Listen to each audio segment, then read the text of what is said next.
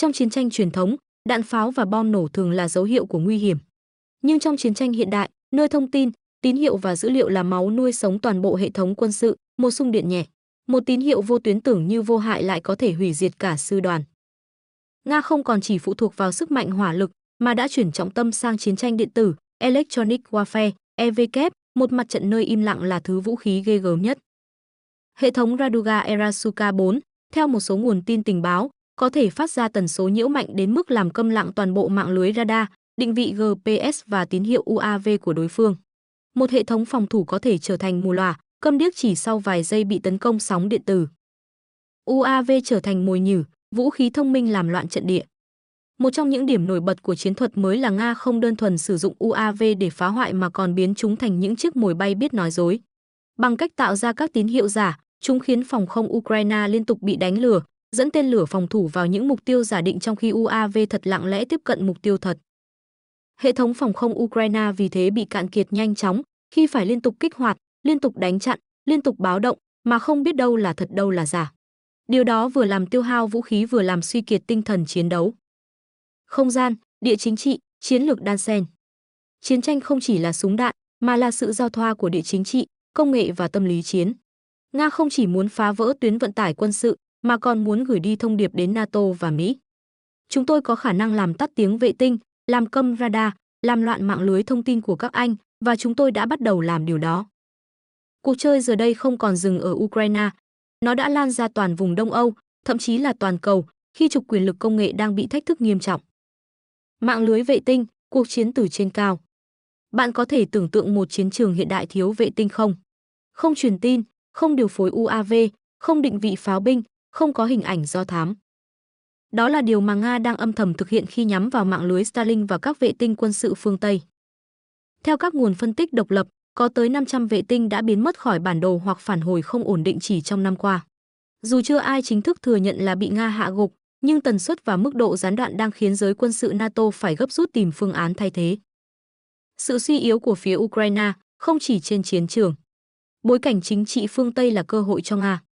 Nga chọn thời điểm tấn công khi phương Tây đang rối ren, nhiều quốc gia EU phải cắt giảm ngân sách quốc phòng, viện trợ mới bị đình trệ. Còn tại Mỹ, xung đột chính trị nội bộ khiến hỗ trợ cho Kyiv bị chậm trễ. Trong khoảng trống đó, Moscow tăng tốc tấn công mà không cần chiếm thành phố, không cần tổn thất nhiều, chỉ cần đánh trúng điểm yếu và làm rối loạn guồng máy tiếp vận. Hiệu ứng dây chuyền trên mặt trận. Không chỉ hệ thống tiếp tế, ngay cả hệ thống chỉ huy của Ukraine cũng bắt đầu gặp trục trặc. Radar cảnh báo sớm bị vô hiệu hóa khiến phòng không thể phát hiện kịp thời UAV hoặc tên lửa đến gần. Nhiều đơn vị tiền phương bị cô lập hoàn toàn, không nhận được chỉ thị mới, không biết hướng di chuyển của địch, không còn khả năng điều phối hay phản ứng chiến thuật. Tinh thần quân đội Ukraine sa sút. 2 năm rưỡi chiến tranh đã làm cạn kiệt lực lượng dự bị của Kyiv. Quân số hao hụt, binh sĩ mệt mỏi, thiếu trang bị, tinh thần sa sút. Những vụ đào ngũ, từ chối mệnh lệnh, hoang mang trong hàng ngũ ngày càng phổ biến. Một đoạn video từ binh sĩ Marian Pushka tuyên bố mất niềm tin vào cuộc chiến đã lan truyền rộng rãi, gây chấn động cả trong dân chúng lẫn quân đội Ukraine. Người dân Odessa, sức mạnh tiềm ẩn. Dù chịu áp lực cực lớn, người dân Odessa vẫn không đầu hàng. Từ bác sĩ, sinh viên cho đến công nhân, tất cả cùng nhau lập nên mạng lưới liên lạc bí mật để giữ vững tinh thần kháng cự, tiếp tục chia sẻ thông tin trong bóng tối. Chiến tranh điện tử, mặt trận thầm lặng. Không chỉ có không gian vật lý, Nga còn mở rộng chiến tranh sang lĩnh vực điện tử. Hệ thống Raduga Erasuka 4 được triển khai như một loại vũ khí tàng hình, có khả năng làm đóng băng các thiết bị định vị, radar, UAV và thông tin liên lạc mà không cần va chạm trực tiếp. Khi hệ thống này được kích hoạt, toàn bộ năng lực phòng không và chỉ huy của đối phương rơi vào hỗn loạn. Vũ khí bí mật, bức tranh lớn hơn. Nga âm thầm duy trì tên lửa hành trình Budesnik, sử dụng động cơ hạt nhân mini, có thể bay thời gian dài, thấp, không phát ra tín hiệu, khiến radar đối phương gần như vô dụng.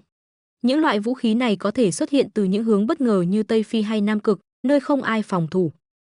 Vệ tinh phương Tây tê liệt, thế trận đang xoay.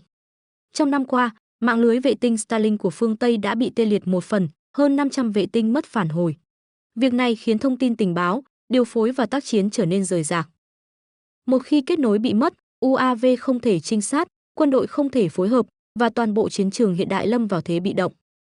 Thưa quý vị, cuộc chiến giữa Nga và Ukraine không còn là chuyện của bom đạn đơn thuần. Nó đang mở rộng ra mọi lĩnh vực, không gian, dữ liệu, chiến tranh điện tử và cả tâm lý con người. Khi hậu cần bị tê liệt, chỉ huy bị gián đoạn và lòng tin của binh sĩ lung lay, đó là lúc một đạo quân dù đông đảo đến đâu cũng có thể gục ngã. Hãy thử tưởng tượng, một vệ tinh qua xin kính chào quý vị và các bạn đang theo dõi bản tin tức kiến thức. Sự quan trọng thuộc mạng lưới phòng thủ của NATO bất ngờ biến mất khỏi không gian. Mọi tín hiệu từ nó đột ngột tắt lịm, không một cảnh báo, không tín hiệu báo động. Trung tâm chỉ huy ở Washington lập tức rơi vào khủng hoảng, còn Lầu Năm Góc phải triệu tập họp khẩn suốt đêm. Tất cả các dấu hiệu đều dẫn về một cái tên, A235 Nudon, hệ thống tên lửa chống vệ tinh từng bị coi là không tưởng, giờ đây lại xuất hiện như một vũ khí hiện thực, chính xác đến lạnh sống lưng. Chiến tranh không gian, tấn công không tiếng súng. Cuộc chiến hiện đại đang vượt xa ranh giới mặt đất. Không còn là xe tăng, pháo binh hay chiến hào, mà là không gian, tín hiệu và dữ liệu. Chỉ một cú ra tay trên quỹ đạo cũng đủ làm tê liệt cả hệ thống chỉ huy toàn cầu. Và đó có thể chỉ mới là nước đi đầu tiên trong một ván cờ không có tiếng súng. Vụ đánh chặn vệ tinh không chỉ mang tính thị uy, mà còn là thông điệp cảnh báo phương Tây rằng mặt trận không gian đã trở thành chiến trường tối cao trong thời đại này. Odessa, trung tâm hậu cần bị khóa chặt. Sau đòn tấn công trên không gian, cuộc chiến nhanh chóng dịch chuyển về mặt đất, nơi các điểm hậu cần vật lý bắt đầu bị cắt rời. Trong số đó, Odessa, thành phố cảng lớn nằm ven Biển Đen, chính là mắt xích then chốt. Không chỉ là trung tâm vận tải quan trọng, Odessa còn là nơi tiếp nhận và phân phối hơn 60% lượng viện trợ từ phương Tây cho Kyiv. Điều này khiến nơi đây trở thành mục tiêu hàng đầu trong chiến lược đánh phá chọn lọc của Nga. Tấn công chọn lọc, cắt đứt đường tiếp tế. Thay vì dàn trải lực lượng ra nhiều mặt trận, Nga chọn tấn công đúng điểm yếu. Từ đầu tháng 7, những đòn tấn công chính xác liên tục giáng xuống Odessa. Không ồ ạt, không rầm rộ, nhưng vô cùng hiệu quả. Máy bay không người lái Shahid, Nga gọi là Giran, bay thấp vượt qua phòng không, trong khi tên lửa hành trình Calibre bay vòng cung từ Biển Đen để đánh trúng các kho nhiên liệu, nút giao thông và nhà kho quân sự. Hậu cần Ukraine trở nên rời rạc. Các tuyến hậu cần chính bị tê liệt khiến việc vận chuyển vũ khí, y tế và trang bị từ phương Tây trở nên gian nan. Tuy vẫn còn những con đường thay thế từ Ba Lan hay Romania, nhưng chúng xa hơn, dễ bị gián đoạn và giới hạn khối lượng vận chuyển. Việc phải chia nhỏ tuyến đường cũng khiến hệ thống bảo vệ trở nên lỏng lẻo, làm tăng nguy cơ bị tập kích bất ngờ. Chiến lược tấn công mới của Nga. Dễ thấy, chiến thuật của Nga đang thay đổi mang tính chiến lược. Không còn chia quân khắp mặt trận như giai đoạn đầu, Moscow giờ đây tập trung đánh thẳng vào các điểm yếu sống còn như Odessa. Với mỗi đòn tấn công được tính toán kỹ lưỡng, Nga không nhắm vào mục tiêu phá hủy hoàn toàn, mà là làm tê liệt tạm thời, gây rối loạn dây chuyền trong khâu tiếp tế của Ukraine. Chiến trường có thể được đo bằng số km vuông kiểm soát, nhưng điều quan trọng hơn lại là sức chịu đựng và lòng tin. Ukraine đang bước vào giai đoạn nguy hiểm, không chỉ vì tổn thất binh lực mà vì sự suy giảm tinh thần, sự hoang mang trong các đơn vị tiền phương.